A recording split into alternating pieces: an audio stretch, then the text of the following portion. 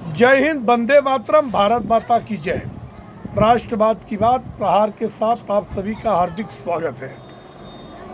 दोस्तों, महाराष्ट्र में जो प्रचंड जीत मिली, ऐतिहासिक थंपिंग मेजॉरिटी, जिस समय मैं आप लोगों को 2019 में ले चलता हूं कि 2019 में पहली बार ऐसा कोई मुख्यमंत्री था जो रिपीट सरकार बनाया था, देवेंद्र जी। मतलब 2014 में देवेंद्र फडणवीस मुख्यमंत्री बने और 2019 में उद्धव ठाकरे के बिना काबिलियत के दोनों जन को मिलके 166 सीटें हो रही थी, जबकि बहुमत के लिए मात्र 145 सीटें चाहिए।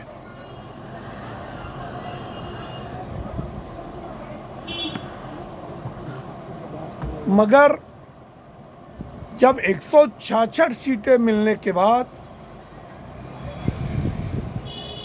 उद्धव ठाकरे जी को ऐसा लगा कि अब तो मैं कभी मुख्यमंत्री नहीं बन सकता, या मेरे पार्टी का कोई कभी मुख्यमंत्री नहीं बन सकता, क्योंकि भारतीय जनता पार्टी अब पूरे महाराष्ट्र में सबसे बड़ी पार्टी बन के उभरी है। पहले 122 सीट जीती 2014 में और अब की बार 105, जबकि इन्होंने जहां पे राष्ट्रवादी चुनाव लड़ रही थी वहां पे बीजेपी के उम्मीदवार को हराने का प्रयास किया, जबकि जहां जहां बीजेपी की जगह पे शिवसेना को टिकट मिला था वहां पे जीता के दिया। फिर भी वो क्या हुआ कि सत्ता स्थापना कर लिए अपने विपरीत व्यक्तियों के साथ मिलकर, चाहे वो राष्ट्रवादी कांग्रेस हो चाहे कांग्रेस पार्टी हो। मगर 2.5 साल जाते जाते जब एकनाथ शिंदे और शिव सैनिकों को लगा कि हमारा तो कोई काम नहीं हो रहा है, क्योंकि उस समय अजीत पवार ही अर्थ मंत्री हुआ करते थे, वो उन लोगों को फंड ही नहीं देते थे, वो सिर्फ अपने विधायकों को और कांग्रेस के विधायकों को ही फंड देते थे। अब हताश लाचार होके शिवसेना के आमदारों ने एक बगावत किया और उद्धव ठाकरे के खिलाफ पार्टी में टूट हुई। मगर 40 से अधिक विधायक होने के नाते उनको असली शिवसेना का दर्जा मिल गया। अब की बार चुनाव में अब देवेंद्र फडणवीस के प्रतिष्ठा की बात थी और देवेंद्र जी के लिए बल्लेबाजी करने उतरी आरएसएस की टीम पूरी,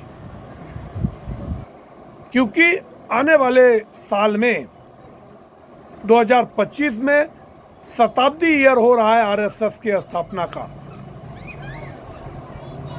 और इसके लिए उनको भी लग रहा था कि मेरा कोई शिव सैनिक, कोई मेरा सैनिक जो आरएसएस का स्वयंसेवक संघ का व्यक्ति मुख्यमंत्री बने, और वो काबिलियत है देवेंद्र जी में।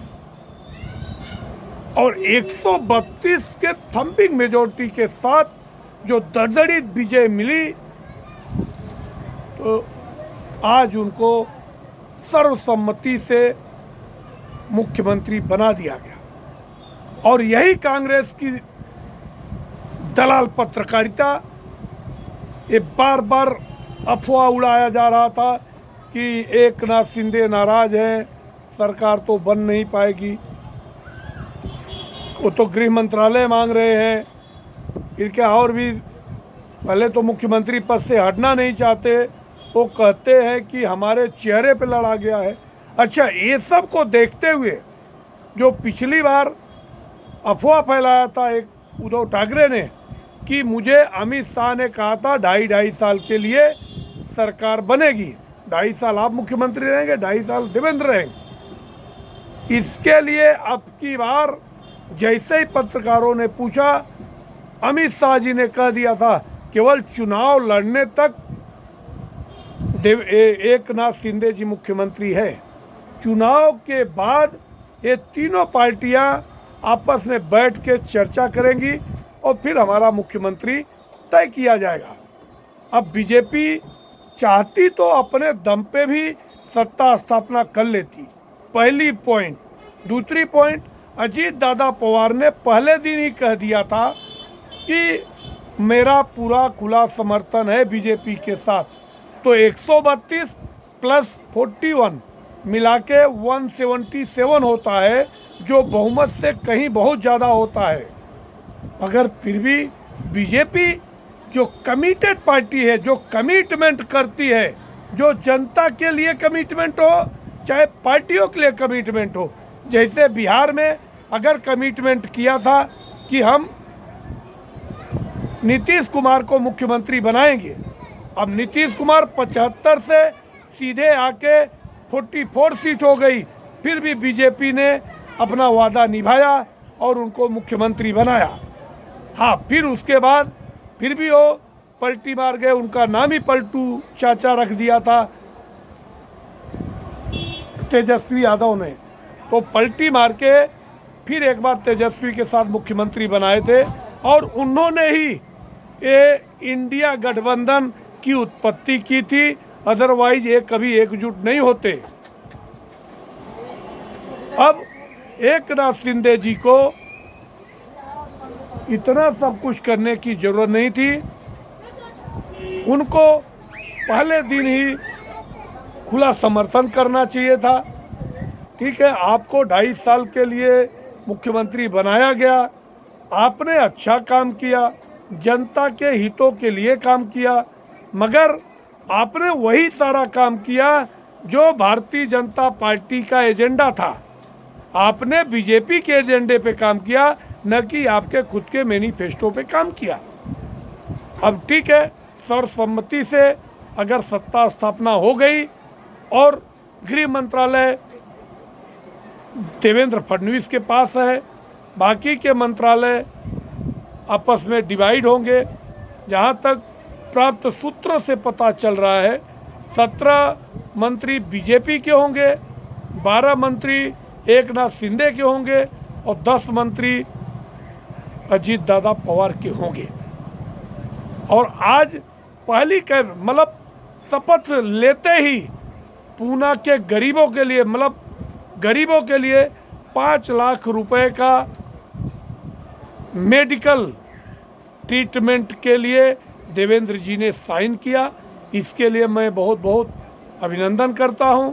और आज जो ऐतिहासिक शपथ विधि हुई, न भूतो न भविष्यति, ऐसा अभी तक तो कहीं नहीं हुआ था, कोई भी पार्टी ने नहीं किया था कि सत्य सनातन धर्म, जो सांस्कृतिक राष्ट्रवाद की परिभाषा पे भारतीय जनता पार्टी काम कर रही है, सत्य सनातन धर्म, यहाँ पे 700 से अधिक साधु संतों को इनवाइट किया गया था, जो कि जनाब उद्धव ठाकरे के लिए एक जोरदार तमाचा है कि आपके सत्ता में रहते हुए 2 संतों की पालघर में निर्मम हत्या हो गई थी, आपने उसमें कोई न्याय नहीं दिया।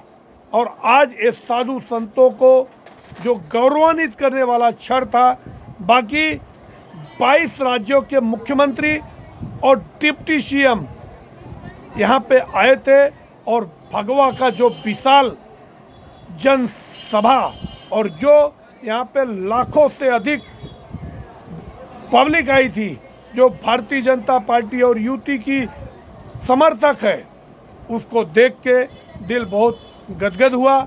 और हमें लग रहा है कि ये सांस्कृतिक राष्ट्रवाद की जो परिभाषा देश में शुरू हुई है, उसको देवेंद्र जी और भी गति देंगे और यहाँ